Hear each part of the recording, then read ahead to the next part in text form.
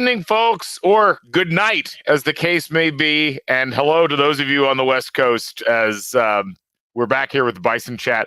We were talking on campus earlier today, and we were like, well, why don't we do it Thursday? Tonight's really busy. And I was like, if we don't do Bison Chat on Tuesday night and Indiana somehow loses this weekend in football, I'll never forgive myself. I'll never be able to let it down. We're going to do our part here. We wanted to squeeze this in before Tuesday ended. I'm Galen Clavio. We got Joe Cronin on the show. We got Emily Fox behind the booth doing the producing stuff. Both of them have been busier than me tonight as they were just out at Armstrong Stadium watching IU men's soccer be never daunted. Joe, Emily, great to see you. Thanks for sticking up late, and welcome to all you folks for the to the Bison Chat here. Maybe I'll be able to talk throughout the whole thing. Joe, how you doing? How was the scene down there? I'm good. I mean, a little Bison Chat under the lights never hurt anybody. It was decent crowd over at Bill Armstrong, but wow, something about Todd Yeagley October. It's like peanut butter jelly. I'm trying to think of other different combinations that are historical. Can't have any on the top of my head right now, but it's like clockwork. I mean, the man just wins. They are on a hot win streak, a 6-1 win over Northwestern to clinch at least a share of the Big Ten regular season title, and looks like they're in decent position to maybe even be the top seed come the Big Ten tournament, pending the Ohio State-Maryland match on Sunday. But wow, I mean, just good vibes all around. He seemed really excited, and something that he said is like the season's really just getting started, and now that they're ready to go. So it's a fun time around IU as far as an athletic standpoint, because I mean, men's, women's basketball, they got their exhibitions this week. Men's soccer's doing their thing, and then of course, what this show is about, IU football, is 8-0.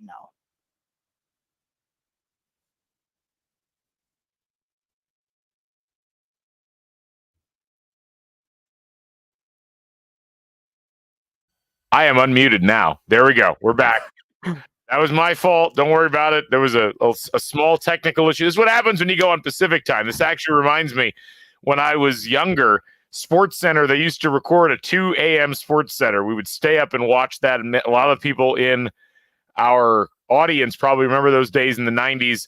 And it would still be airing at like 9 o'clock the next morning, which was always delightful. So that's essentially what we're doing here. But here we are as we get ready to roll. And Trent noting I'm supposed to be the professor. I think he means I'm supposed to let you guys like sleep or study, but I subscribe to Kurt Cignetti's idea. We can always study later. There's Bison Chat to do now. But yeah, to answer the question from earlier, you know what? I mean, this IU soccer team has been what's gotten us through a lot of Octobers over the course of time. It's great that we've got soccer and football both winning games, and in the case of IU men's soccer coming back after a rough start to the season to clinch at least a share of the Big Ten title. So congrats to Todd Yeagley. Congrats to the entire group. That's a group that's treated us very well over the course of time. And, you know, they were featured on Big Noon Kickoff a couple of weeks ago, and for good reason. Rob Stone, of course, a man steeped in the history of American soccer, knows how important the Yeagley family's been, to not just to IU, but to the nation on that front. Let's talk about this IU football team. We'll be here for the next 26 minutes or so as we go through what happened last weekend, some interesting stuff that came out of the press conferences today, and then we'll do a little preview of Michigan State as well. Let's get right to some of the highlights from that Washington game. Joe, we talked a little bit before, as we see here, that great interception by D'Angelo Pons that put Indiana up and really got them underway. This was a game that had trap game written all over it. Washington, better than their record indicated. Game day in town, lots of distractions, but Indiana had D'Angelo Pons, and he picks up another pick. You got really good play out of Omar Cooper, this great touchdown off the throw from Taven Jackson, and Indiana just managed to keep themselves just far enough ahead of Washington until they could do something to seize the game, and this was that play. Great return by Miles Price, essentially salted the game away early in the fourth quarter, and they get the touchdown here to go up by what was almost the final margin. Joe, as we look back on that game, it was really impressive to me how this Indiana team took all of those distractions, all of the attention, all of the talk that had happened that previous week, and really put it aside. Didn't have everything work the way they wanted to, but had a nice workmanlike effort, and they end up coming away with a 31-17 victory. Yeah, I'll start by saying that in the post-game press conference that Cignetti had, he kind of ended it saying, "Great teams, championship teams find a way to win, and that is what IU was able to do on Saturday." And he started everything by saying how this was one of the more poor performances his team has had all season. Said that it wasn't just having, backup quarterback; it was all 11 guys, all 22 guys. There were things that he thought they could do better. And you brought up that Omar Cooper touchdown. There's a tweet that one of my own roommate put out yesterday, Josh, about how he noticed Omar kind of put away the ball, like reached out the ball, and Sig, when they panned to him, was kind of yelling at him to tuck it in. It's just those little details right there that creates a winning culture. That's what it's really all about, is that there's a winning culture. And again, this team found a way to win. It didn't look pretty. It came down to a lot of grit and grind, put the ball on the ground with Justice Ellison. Shout out to him. What a huge game he had, carrying the rock, getting 4 or 5 yards per carry, just moving the ball down the field. Offensive line was a workhorse in that game. Big shout out from Cignetti, and then a lot of Justice Ellison had a big shout out to them as well. But yeah, this team found a way to win, and they're riding an 8-0 record. It looks like Rourke's status is getting better. Obviously, still up in the air. Nothing confirmed up to this point. We actually heard from Omar Cooper's dad about that play that you just referenced. Cignetti apparently got mad because he thought Omar Cooper had thrown the ball at the wall, and instead he had actually just tossed it to an official over there. And once it was explained, all was well again. But yeah, it was a really impressive performance all the way around. I mean, you mentioned Justice Ellison. He just became a workhorse in that second half, and it hurt his yards per carry average. But this team is really about sacrificing those kinds of things in order to figure out a way to get the victory. And that's been something we've heard preached over and over again by Cignetti and his staff, and increasingly the players, how much of a team game this has to be, and why that's the secret sauce for this Indiana squad. Taven Jackson comes in relief of Curtis Rourke. On balance, as I've thought about that performance the last couple of days, it wasn't as bad as I initially felt that it was. I think, you go back and watch the game, and you see some drops that he dealt with. You had some bad spots. You had some situations where, clearly as the game went along and Washington was hassling Indiana to the degree that they were, they pulled some of the playbook back, and I think tried to make it as simple and straightforward as possible, and tried to base the game in the run as much as they could, and that's fine. Taven Jackson didn't do anything to hurt the team. He had that interception early in the third quarter, but at the end of it all, he made up for those plays with the plays that he made, both with his arm and then with his legs for that last touchdown. So, I think you can feel okay about the performance. Clearly, they want Curtis Rourke back under center, and it looks like that might actually happen. We don't know totally yet, but it does feel like signs are pointing towards positivity on that front, Joe. Yeah, I mean, we were talking to some of the guys afterwards, just some of the reporters that are around the team. It seemed like the leash on Jackson was pretty short. Like, they weren't going to let him just sling it downfield 30, 40 yards. There weren't a lot of deep shots in that game, maybe 1 or 2. I mean, the Omar Cooper touchdown seemed like it had the longest air distance. And there were a couple times he had some pressure in his face, sacks. But again, he used his legs, and that's one of his strengths. I mean, he got a rushing touchdown, was able to get out of the pocket at times. Again, this is his first start this season. He didn't start a ton last season, was in and out of the rotation. He looked a lot more comfortable, I will say, this year than compared to last year.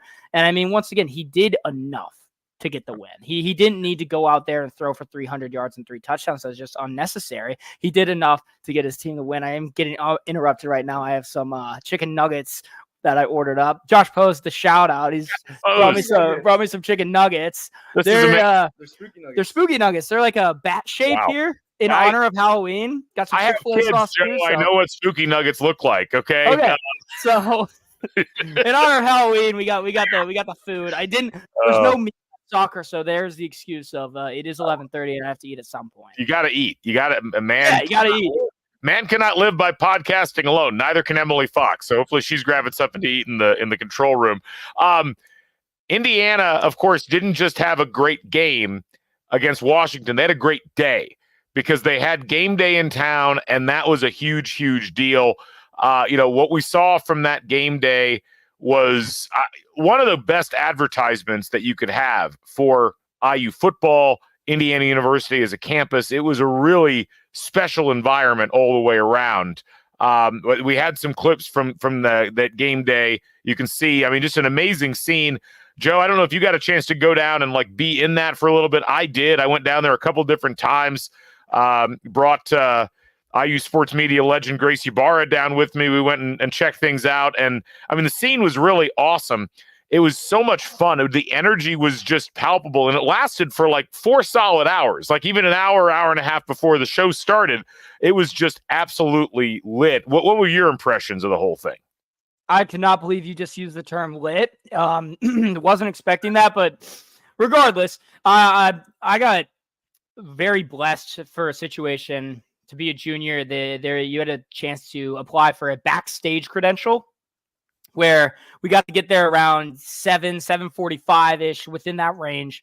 And we got to stand in front of the set and kind of see all the students rush in. We got to see all the signs. They had like Good Morning America was kind of doing some shows and would shout out at game day. Got to see that in the works. And then once the show got ready, we got to stand behind it, see, Pat, Lee, Reese, all the guys come in.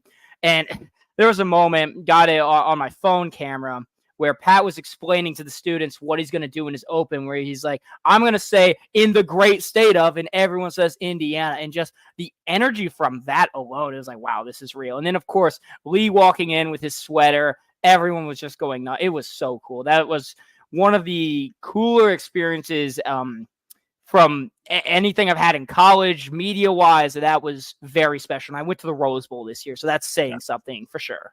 You are absolutely just getting all of the experiences at once. I'm so pleased for all of you. And yes, I don't know what's going on. I feel like I'm about to like rapture during this podcast or something like that. Hopefully that doesn't happen, although that would be incredible from a ratings perspective, I think. So I have no idea I podcast in this setup all the time. I don't know, there's a shaft of light coming down on my face through the whole thing. This is what happens when we do Bison chat for the Pacific time zone.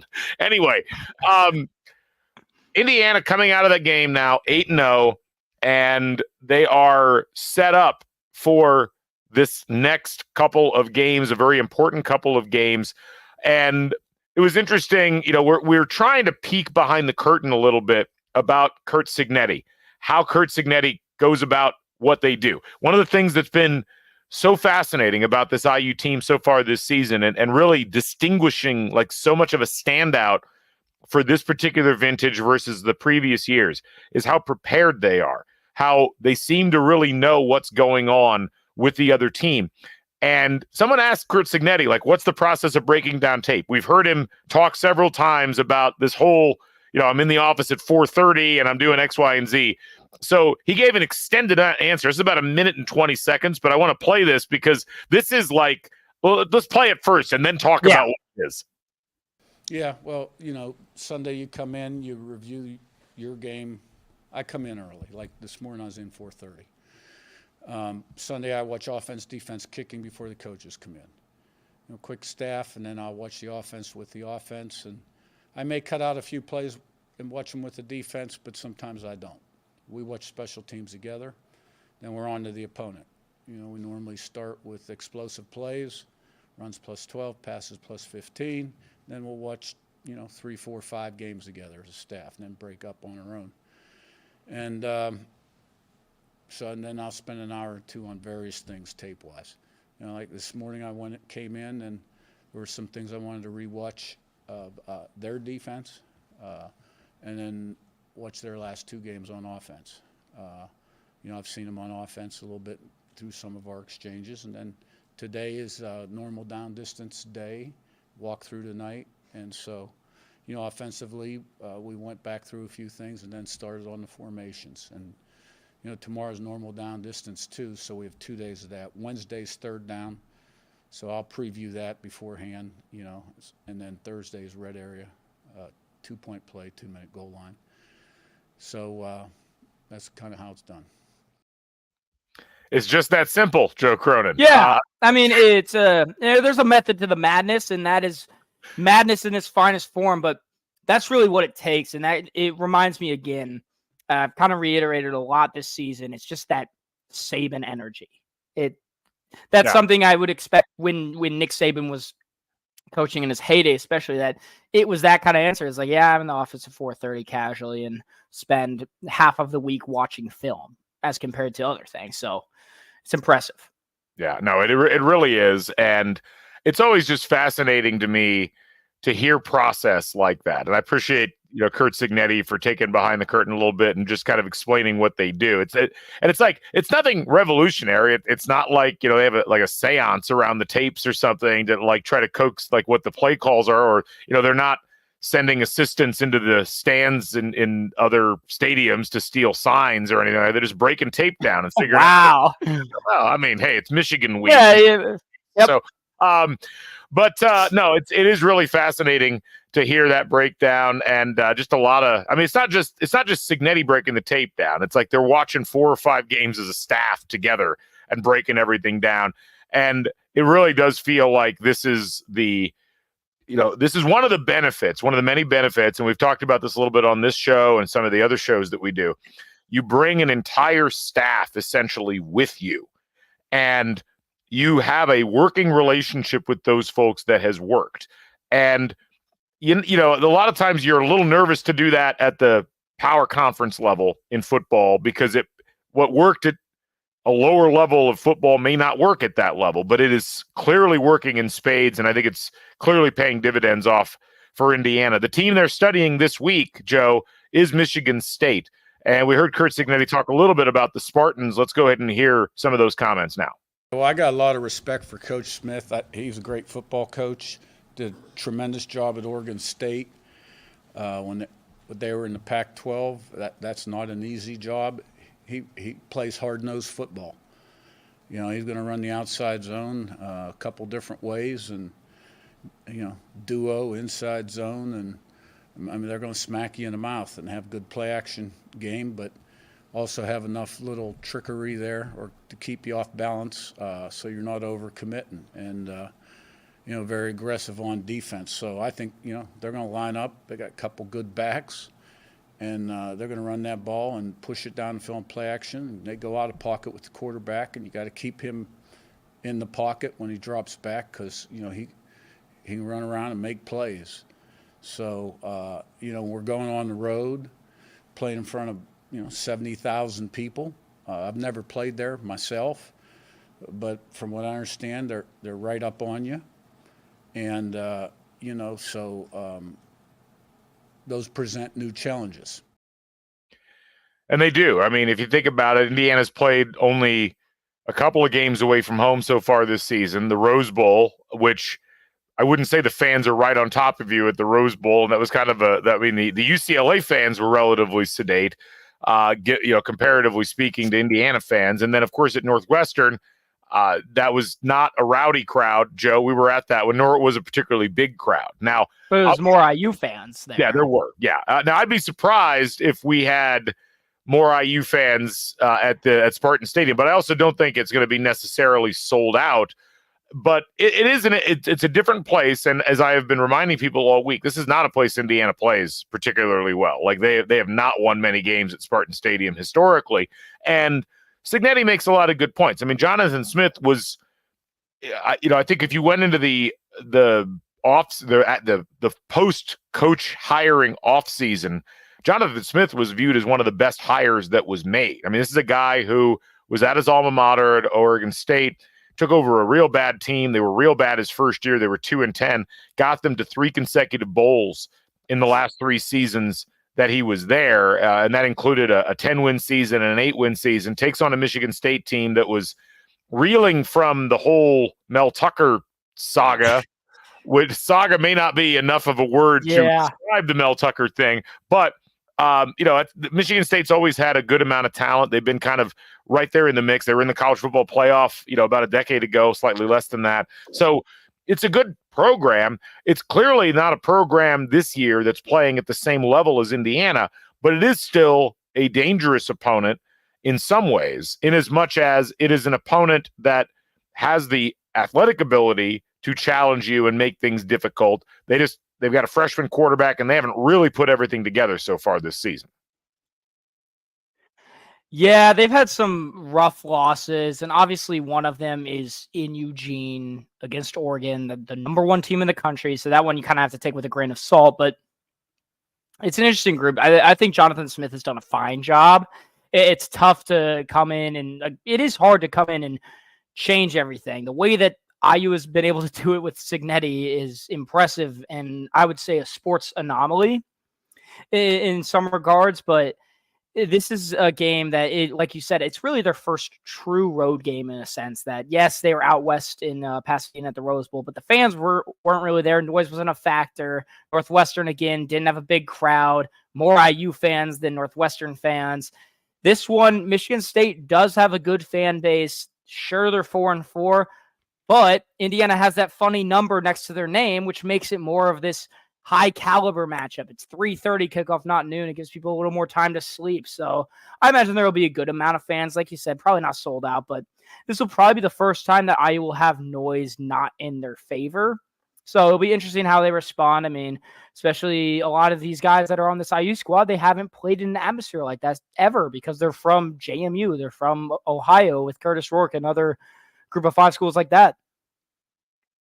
Yeah. I mean, ultimately, yes, you have to worry about Michigan State, and they've got some standout players that you worry about. I mean, we've heard obviously a lot about Aiden Childs, the quarterback, who's he is technically a sophomore, I guess, at this point, but 7 touchdowns, 9 interceptions. But he's athletic and he has made some good plays throughout the course of the season. K'Ron Lynch Adams, one of their 2 running backs that have over 400 yards already, Nate Carter being the other one. And in the receiving core, really 3 primary targets, a freshman wide receiver in Nick Marsh, who's caught 28 balls on the season. Montori Foster Jr., the senior who most people know, with 31 balls. He's leading the team on that front. And then their tight end, Jack Veiling. So they don't have a ton of regular offensive options that they're throwing things out to. I think, to me, I mean, obviously, if you look at the advanced stats, so go to Bite-Sized Bison, check out what Taylor Lehman's put together so far on this game. Like Michigan State, they have struggled statistically, and they have not looked good at particular moments. But they've won 2 games in the Big Ten so far. They beat Maryland on the road, and they also beat Iowa at home. And the Iowa game is a bit of a surprise, given that Iowa is normally pretty good, and Michigan State was able to win that game by 12. So this is not a game that IU can afford to take lightly. And they've really got kind of 2 things internally that they are going to really have to think about as they go into this game. One of them is obviously the quarterback position. If you've got Curtis Rourke, you're not going to have 100% Curtis Rourke. What is Curtis Rourke going to be able to do? Now, I don't think that they would throw him in there if he wasn't able to make the throws, but you lose the ability to grip with your thumb for a little while. You have a small amount of surgery on it, whatever it is. You don't know how that's going to really affect the way that you're playing during actual live action in the game. I think what you get out of Curtis Rourke, you do get the ability to make those RPO reads a little bit more quickly, a little bit more accurately. You've seen a lot of defenses. That's where he really brings a huge amount of value. But if he's not ready to go physically, Taven Jackson has got to be in a position where he can go in and take advantage of the situation. And so I'll be really curious to see how IU approaches that. The other thing, though, and the thing I think is the bigger issue with IU right now in this game, is that they've had 2 games at home now where they've sizably beaten their competition. Both teams were good. I would argue, I think both Nebraska and Washington are better teams than Michigan State. Yeah. But that allows you to get lulled into a false sense of security. It's like, well, we've beaten tougher teams than this team. We'll be able to take care of this. Indiana's been so good at keeping their mental focus up to this point. You're always on guard. And Cignetti talks about this all the time, as his mentor Saban did, is, you got to watch out for those moments where your team loses focus, doesn't maintain what they need to maintain in order to get the job done. And you walk into an opponent's stadium like this, I don't care what level they are, you're going to have your guard up the whole time. And it's hard to win on the road in the Big Ten. It doesn't happen as often as people might think it does. So Indiana really fighting the battle against themselves and against complacency. And that becomes a new front that they have to combat in this war to try to get to the 12 games they probably need to win to get to the college football playoff. Yeah, I like that a lot. I think really with the remaining schedule that they have, I'm going to include the Ohio State game. The biggest opponent that they're going to have is within their team. Because Cignetti had a quote, I believe, after the bye week when he was like, once you realize that you can take away the self-imposed limitations, there's really endless possibilities. There's the sky's the limit pretty much with a team and with what you're able to do. Unlimited potential is what he said. And they have shown that they really have this sense of unlimited potential that they can go in and beat teams. So it's going to be, and I will say about the mentality, I've been incredibly impressed. We talked to players earlier this afternoon, and they were all level out. Talk to D'Angelo Pons. He just won National Player of the Week, a very prestigious award for a sophomore, someone who is balling, is definitely rising up the ranks to potentially get drafted at some point. I don't think he's eligible quite yet, but still, like, he was an All-American as a freshman. That's going to raise eyebrows right away. And a pick six, another fantastic interception on the day. And when we talked to him, it was all business. And he was just like, I just want to find ways to improve each week. And it's something that I really liked about it is he went on to say, like, the iron sharpens iron, because the guys he's going up against in practice every day, it's very talented receivers. It's only going to make him better. It's only going to make the guys on the opposite side of him better. And they have shown that they have improved each week. I mean, wow, look at that play right What's there. that? That's patience sick. On it. That's just unreal. God, put an age warning on that, man. That's like that's awesome. The best part of Pons is he's my height. Like he stood up and we were eye level. I was like, yeah, this guy is real shot to be playing pro. And here I am on Bison chat. But regardless of that, we're making our own strides in different ways. Right. But yeah, the mentality of this team, they are locked in, and unless they're just saying it, I'm seeing what I'm believing, and what I believe is that this team is locked in, and until they prove me otherwise, they're going to keep on winning. It's the big thing, and look, teams can feel like they're available to or not available, but they're able to play at a high level all the time. You just have to keep it rolling, and that's the hardest thing to do. So we'll see what happens. I'm sure they'll be fine.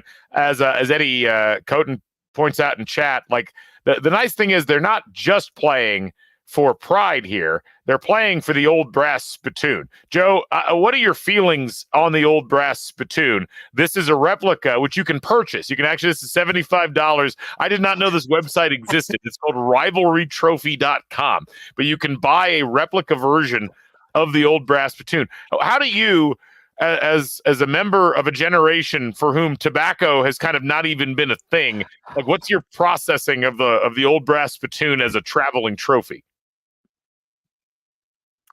It's interesting. I'm never against trophy games. I think it's cool for a culture. The issue is IU football, it hasn't really had a culture, so it's just kind of been like, here's this award for winning. And IU won it 2 seasons ago after that very strange game where they threw the ball, like 3 times? If that. With Dexter Williams at quarterback. It was something ridiculous like that, and they found a way to win. It was a snowy day in East Lansing.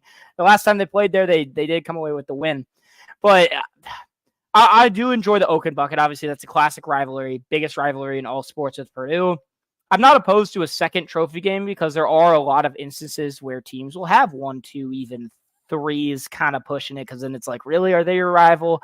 But I mean, it's cool. I think if it becomes more of a thing, it's possible that, once Indiana football starts generating more of this buzz, it's like, oh, they got the old brass spittoon. Right. It's just not a rivalry that you really look at, and you see this decorated history of these classic games of top 10 opponents going toe-to-toe. It is 2 years ago. It was, even last year was 2 of the worst teams in the Big Ten going toe-to-toe in a capacity at Memorial Stadium of probably about 10,000 people. So it's hard to really gauge much of an opinion on having it as a trophy game, but I'm not opposed to it because, honestly, I don't know who else would be that second trophy game. Well, it used to be Kentucky. There were 3 trophy games. There was the bucket, there was the old brass spittoon, and then there was the bourbon barrel, which got retired in the early 2000s. So there used to be 3. Now there's just 2, and this is the one everybody forgets about. But it's also one that Indiana has struggled to win. There have been 65 old brass spittoon games contested. Indiana's only won 14 of them, and they tied once. And so it's been a series dominated by Michigan State, which is why I'm saying don't take this for granted. I mean, Indiana's won in East Lansing a decent amount of times over the course of the last 30 years, but this is one where Indiana really needs to just take care of business. So we'll watch and see if they can do that. It's a 3:30 kick on Peacock on Saturday, which is a bit disappointing for people who don't have Peacock, but that's what you get with this new streaming deal, obviously. So hopefully people will find a place to watch this game. It should be a really fascinating one, and I hope to see Indiana come out and really establish themselves the way they have in the previous games early on. They've still got that streak where they haven't allowed points in the first quarter. It's really remarkable how they've been able to establish themselves on both sides of the ball early on. Yeah, it really is. And I do want to ask you, is there any reason why Indiana has this obsession with their trophies being old, like the old Oaken Bucket and the old brass spittoon? Is that just like a preference point? That's a great question, and I don't know, actually. I will dig into that. Like, why does everything have to be so old? It's a great point. I mean, but I will say about the TV. Go on. With the broadcast, my roommates were doing some math. They think this is the 7th ranked, as far as the TV rankings, the 7th ranked game for Big Ten games, which is. I heard it was. I guess to think about it. Well, it seems crazy that one of the top.